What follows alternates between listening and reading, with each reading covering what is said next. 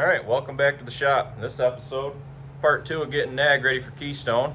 Was gonna do this in one part, decided to do it in multiple parts, and we're probably gonna do it in three. So keep the videos kind of short, keep everybody interested. So thanks for watching. Stay tuned.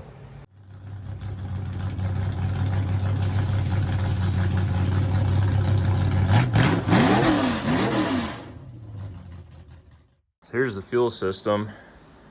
I really needed a 90. I don't know what the hell I was thinking. I didn't order any Dash 8 90s, and I don't have any more. So maybe in the future we'll swap this out to a 90 that would get this away from the valve cover. It's not touching the valve cover, and it shouldn't. I mean, everything's mounted pretty solid. Well, it will be once everything's tightened up here. So I have plenty of clearance there, but it goes into a little port here and then into this guy here, which they have short ones and long ones. I had a shorter one for my other carburetor, and for some reason it wouldn't work. It was like hitting the stud or something, which maybe, this one looks a little bit different. Maybe it would work on this one. I don't know that. I might have to try that because that would cheat that line up a little bit more. Let me come down here. There's a fuel filter here, then the pump, this line here. Again, I could have swore that I ordered some Dash 8 90s, but I didn't. Put my hand over the lens there. I didn't, so luckily I had some swivel, 3/8 swivel to Dash 8 adapters. And then it comes down, fuel shutoff valve is down here. I wish that it was in a slightly more accessible location, but it isn't, and that's where it's gonna have to be. And then you can see the other line there. That was one that I had laying around already made, and it'll work out just fine. So I might as well use it, because there again, I needed a 90, and I didn't order any. I don't know if it's age or stress, or maybe I'm just brain dead, but I didn't order any. So that's the fuel system. I do need to get a little gauge for here. And then obviously for the four barrel, this line here will be different. Basically, it'll just need to be a straight that comes in, but the fuel log thing I have is only Dash 6. So I'll have to get a Dash 8 to Dash 6 adapter, but I'll just have to make another piece of line with two straights on it. Boom, boom, there you go for the four barrel.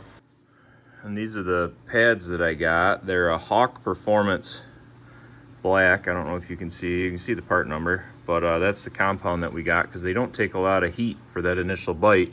These calipers are really cool because you just slip them in. Welded that one on a little bit crooked, but then just this long pin goes through here.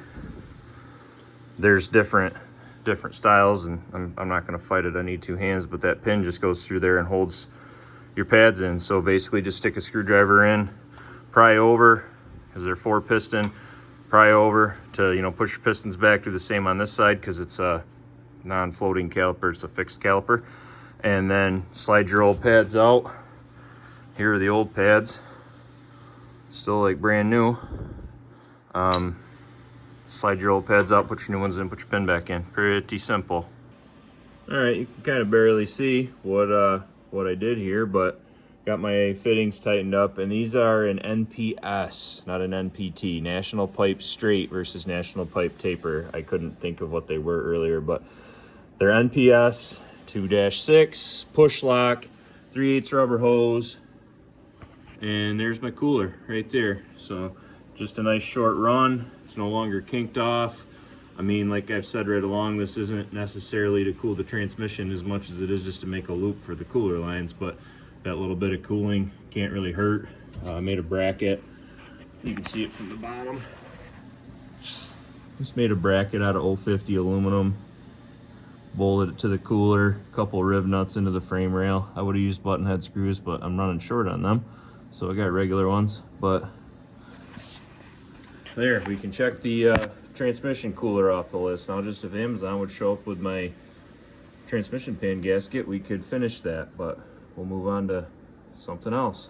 All right, we're gonna get ready for the first startup here.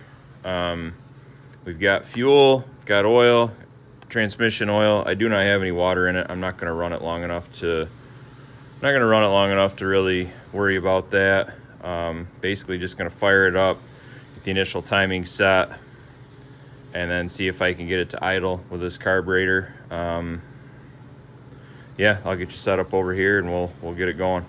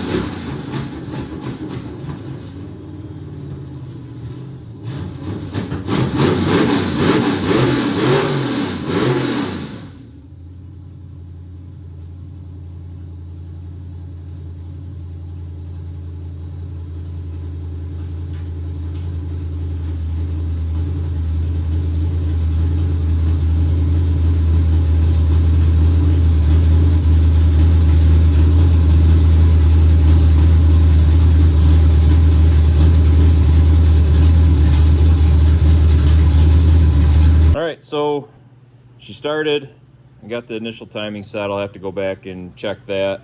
Got some carburetor tuning to do. I'm gonna have to get out the white New Balances and the screwdriver and play with that. Also need to get I gotta get the shifter hooked up. I do finally have it, so it'll work. That was, I don't know, that was an interesting debacle, but the shifter will work now. So we got that. I got the throttle ready. Gonna have to nut and bolt it. I gotta bolt this other floorboard down. Check the gender neutral range box fluid there. Yeah, so we'll finish her up in part 3. Trying to keep the videos a little short, keep people interested. So anyways, stay tuned for part 3, and thanks for watching.